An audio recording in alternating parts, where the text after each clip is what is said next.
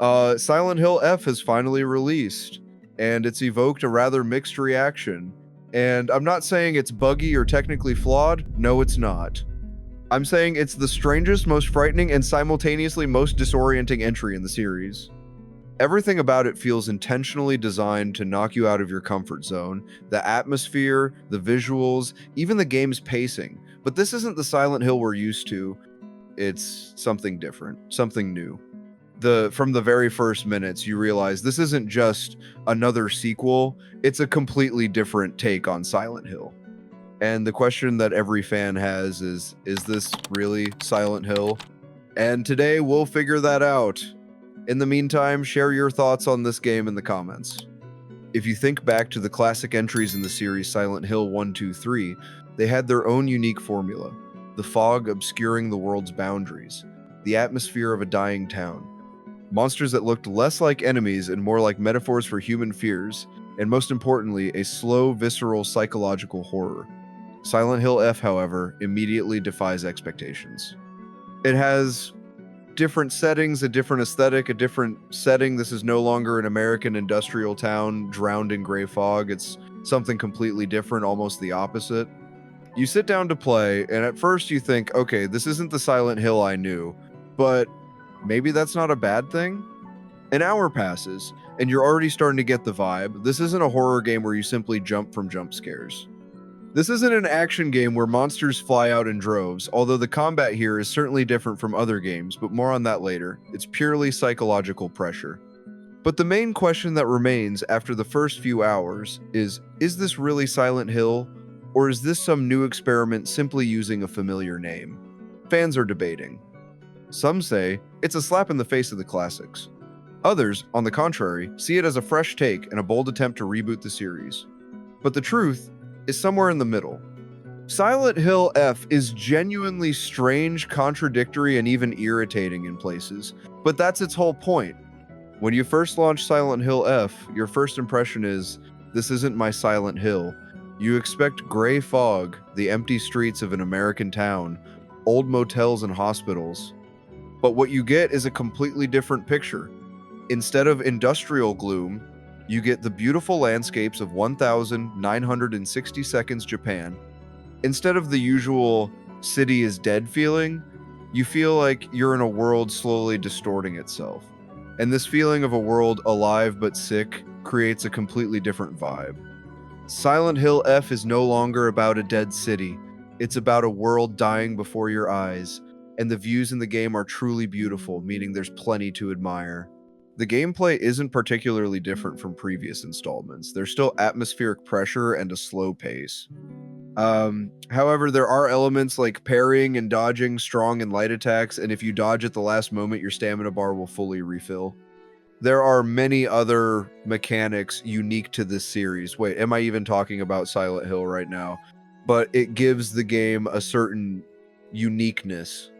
You'll rarely fight more than 2 opponents, but their movements are quite jerky and abrupt, creating a constant tension because you can't predict the next blow and the enemies hit pretty hard.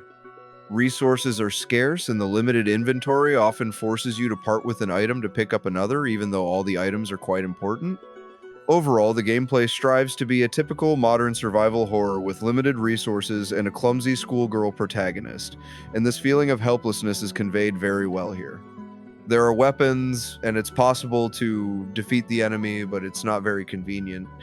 In the older games, the combat system was often a weak point, not so much the emphasis on action as on atmosphere, fear, and exploration. Silent Hill 5 takes a step toward making combat more meaningful. Weapons, parries, dodges, stamina management, but not everyone might like this gameplay solution. So what about the plot? Don't worry, there will be no spoilers. The action takes place in 1960 seconds Japan in a fictional small mountain town called Ebisugaoka.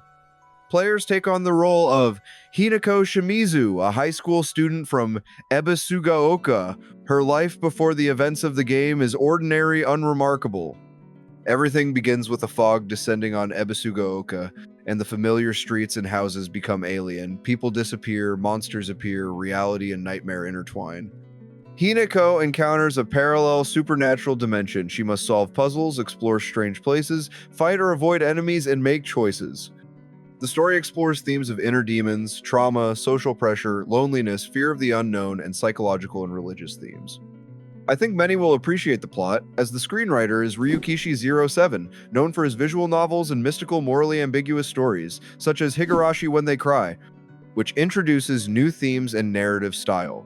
The plot and characters, especially Hinako, are engaging and emotionally rich. Ryukishi07's presence adds depth, symbolism, and mystery. And by the way, one of the game's greatest strengths is the music. It's perfectly woven into the gameplay, always highlighting the atmosphere, and is so masterful that it stays in your head even after you've finished playing. And thanks go to Akira Yamaoka for such a stunning composition. Seriously, he's a true genius. His music is perfectly crafted, keeping you on edge during battles and relaxing in quiet moments. I won't even mention the key plot points, everyone needs to hear them for themselves. The technical aspects deserve special mention. Unfortunately, the game falls a bit short here.